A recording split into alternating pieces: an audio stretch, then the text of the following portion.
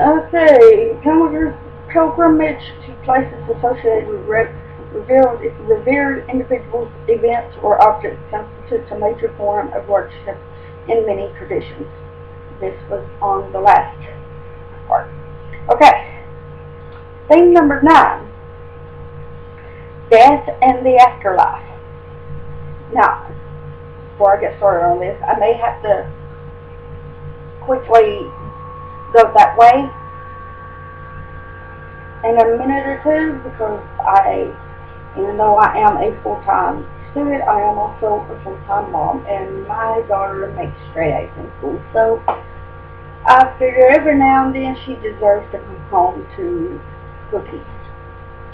So I am making her some cookies today, and yes, I am sorry I'm taking away from your time, but my daughter comes for you guys. I'm sure you understand, and if you don't, you will. Okay, morality is a central human concern, and as such forms a major focus of religious practice and belief. The moment of death is customarily attended by some form of sacred ritual, and most belief systems anticipate that the individual will continue to exist in some other manner of life, or manner after death. Many faiths conceive of regions beyond this world that are transitional or permanent destinations of the dead, heaven, celestial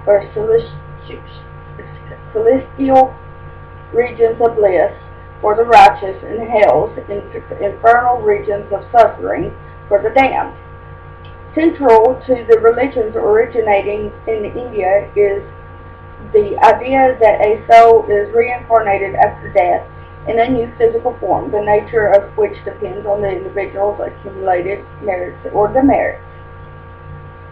Those who pursue the ethical dictates of their faith often do so with the express goal of achieving either freedom from death or blessed immortality in the presence of the divine. Buddhists, who view serial reincarnation as a commitment to an eternity of human suffering, seek liberation from the perpetual cycle of rebirth and death. Judaism is exceptional in not considering questions of what happens after death to be of central religious significance. Hence, death and the afterlife is omitted from the thematic structure of this chapter. Theme number 10, society and religion. The world's major religious traditions have both reflected and shaped the values of the societies of which they have been an inseparable element. Historically, religious leaders have been influential in setting national morale, social, and political agendas, and this remains true in many countries today. However, in the rise of modern secular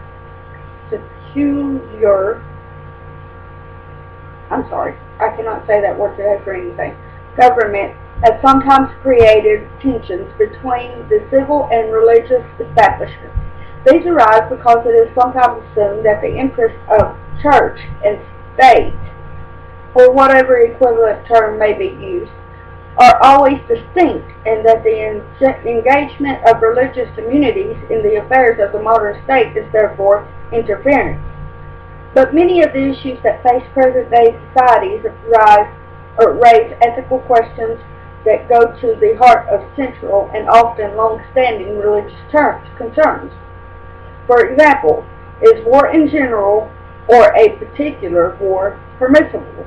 Should divorce or abortion or genetic engineering be prohibited?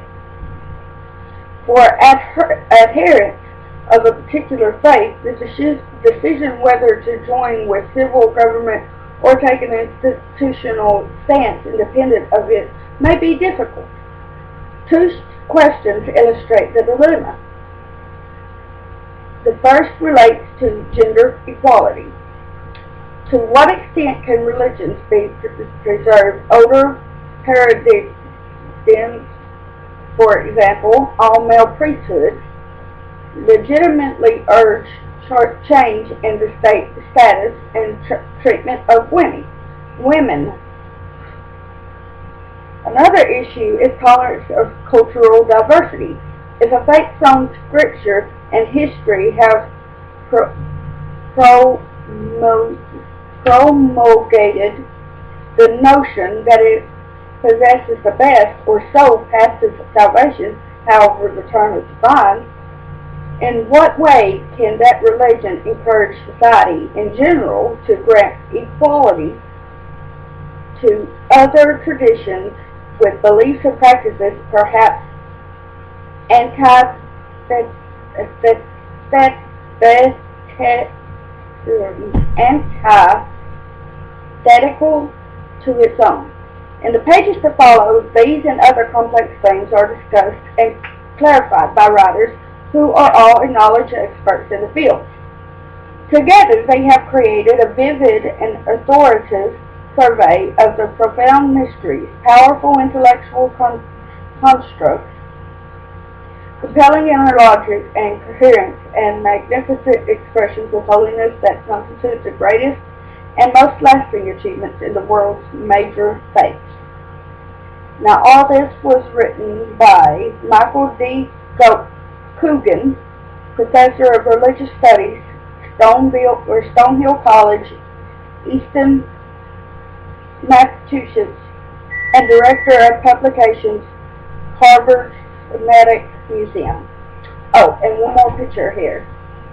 This, real quick, so I gotta get my cookies out, is His Holiness Pope John Paul II is greeted by President Fidel Castro of Cuba at Havana Airport on January 21st, 1998.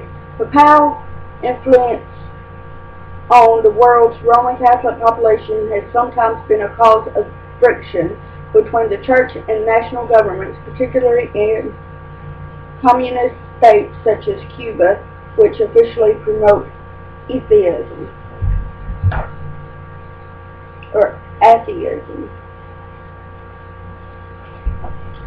And that will it. Next time I will start on, I think it's chapter 1 Judaism. I don't know. I'll have to look at the syllabus. I will